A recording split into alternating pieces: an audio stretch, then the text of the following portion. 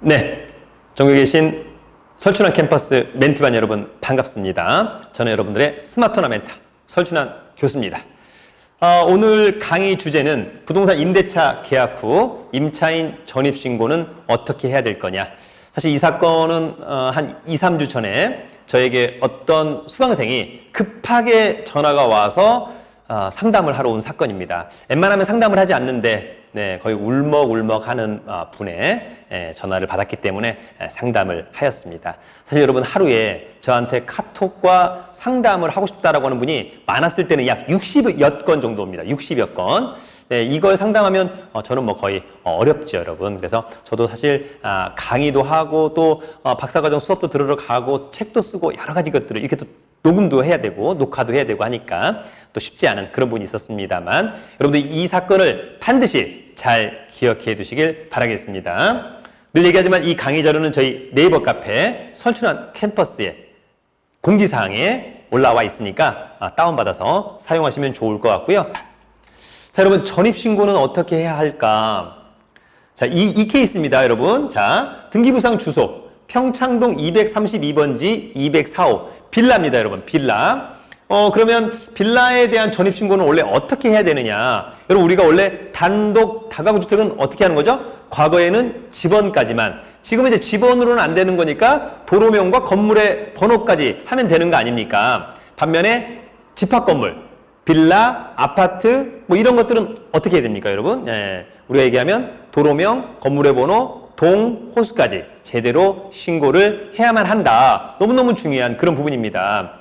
원래 전입신고는 무엇대로 하게 되어 있냐? 건축물 대장대로 하게 되어 있습니다. 그러나 통상은 여러분 어때요? 건축물 대장 근거에서 뭐가 나오죠? 등기부가 나오는 거죠. 그래서 등기부대로만 해도 특별히 문제가 없는 건데 이분은 평창동 232번지 원래 204호입니다. 등기부상 나홀로 빌라입니다, 여러분. 여러 개의 동이 있는 게 아닙니다. 그런데 전입신고를 평창동 232번지 B동 204호로 했습니다. 네, 밑도 끝도 없이 B동이 나왔습니다, 여러분. 어쨌든 간에 나왔습니다. 자, 이렇게 전입신고를 했다면 과연 보호를 받을 수 있느냐라고 하는 점이고, 후순위 채권자가 배당이의를 하겠다 이렇게 또 약간 압박을 한 것 같아요. 야, 너 이거 전입신고 잘못된 거 아니냐? 그러면 배당 한 푼도 없애야 되는 거 아니냐? 이렇게 되었다라고 하는 부분이 있었습니다. 두 가지와 관련된 내용을 잠깐 언급합니다. 첫 번째, 전입신고가 이렇게 되었을 때 대항력이 유지되는 것이냐.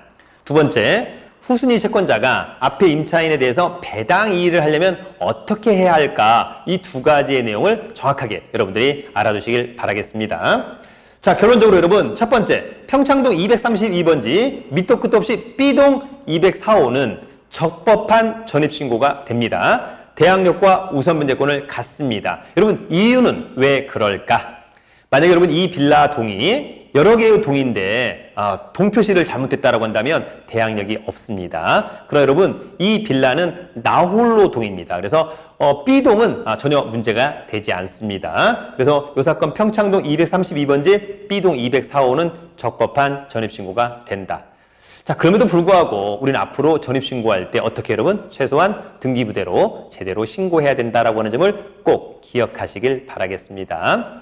두 번째, 후순위 채권자가 전입신고가 잘못됐으니까 배당을 받는 것은 잘못되었다. 배당이의를 하고 싶다. 여러분, 배당이의는 언제까지 어떻게 해야 될까? 통상 배당이의는 배당 기일날 배당법정에 출석해서 나는 저 임차인이 가짜 같다, 잘못되었다. 그래서 배당을 받는 것에 대해서 이의가 있다라고 하는 부분을 반드시 이의하셔야 되고요.